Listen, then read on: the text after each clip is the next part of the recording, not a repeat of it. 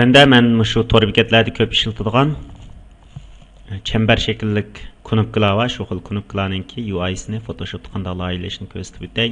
Hujjat tizimligida yangidan qurish, ya'ni fayllanishlik new yoki knopka taqsidan Ctrl I ni bosamiz. Ondan keyin bir yangi bet qurdigan ramka ochildi. Bu ramkaning ichidan kengligini 779, egizligini 459, rang kanalini RGB, oq ko'rinishning rangini oq qilib belgilab olamiz. Jazmlashtirish knopkasini bossam, shunda bir bet ochiladi. Bu bet ochilgandan yoqma rasm qavatiga kirib, buningda yangidan bir qavat qurish degan buyruqni ijro qilaman. Ondan keyin mush oldi ko'rinishga tanlab qo'ygan rangni mush navbatga yangi qavatga knopka taqsidagi delete knopkasini bosish orqali to'kaman. Çember şekillik tanlash qurolini ilib, knopka taqsidan shiftni bosilib turib, bir çember şekillik tanlash rayini sizmi. Muvofiq o'ringa yo'tkab, o'rinni muqimlashtirib olganning yoqi tanlash buyrug'ining ichidan, keyin modifyning ichidan paylashtirish unumi ijro qilish deganni ilib 99 pxlik bir qimmat bilan paylashtirish unumi qo'shaman. Ondan knopka taqsidan delete ni bosib, navbatdagi shu çember tanlash rayini o'chiraman. O'chirgandan keyin o'ttiri oq, cho'risi tadrijiy qiniqlashgan bir şekil asıl oldu. Ondan mavi sızgıçni, bu sızgıçni men buningdan 2 dona oldin ko'rish sızgı asıl qilib olaman. Mani 3 santlik o'ringa kelay. Manimi 1 2 3 santlik o'ringa kelay. Mani muvofiq qilib tangshay, shu o'ringa knopkani asıl qilay. Mush UI layihasida eng ko'p ishlatilganimiz shu yo'l qurollari. Yo'l qurolining ichidan elliptis shakllik shakl sizish qurolini ilib, ya'ni yo'l sizish qurolini ilib, men bu yerga shakl altida bir dona chember sizaman.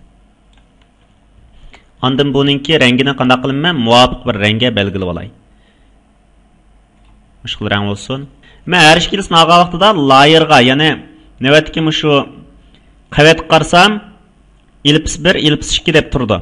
Ellipsis 1'ninki rangini o'zgartib qo'yay. Men o'zgarsam qizil rang o'zgardi. Demak, ellipsis 1, ellipsis 2 deb mush 2 dona qavatga rang qo'shib olaman.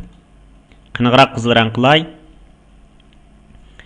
Ondan yana shu shaklning ichidan, yo'l qurolining ichidan, yo'l qurolining shaklsiz qurolining ichidan mayadagi shakl tanlash iqtidori orqali navbatga shu inkos yozish turiga yaqin keladigan shaklni bekitib berman. Oldim. Olgandan keyin buning rangini oq qilib bekitib qo'yay. Oq rang bo'lsin. Ma'ning bo'lsa izlash. Izlash knopkasini olay. Buning rangi oq rang bo'lsin. Bu shakl asosiyati meningki o'ylig'ini mushkul shakldagi narsa deb bitdi. Masalan, ma'ni Ctrl T bilan biroz kichiltib qo'yasal, cho'ng bo'lib qopti. Taraq bo'lsin. Ondan yana shu ellipsis shaklli qurolni ilib, shift knopkasini bosib, mana shu yerga bir chember hosil qilaman. Buningki rangini sal kul rangi mayliroq rangga o'zgartay.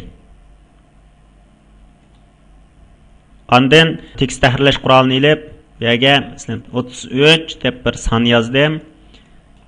Bu sonninki qimmatini biroz cho'ngaytay. Hozir 13 piksel ekan, 19 piksel qilay.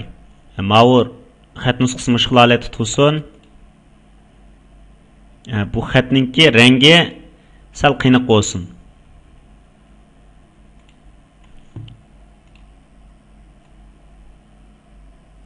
Demak, bizningki shu navbatdagi tahrirlamoqchi bo'lgan knopkamiz bitgan bo'ladi.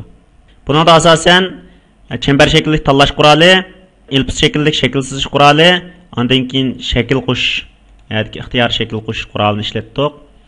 Bularning rang tanlash parametrlarini ishlatdik. Mushkul shaklda loyihalaymiz.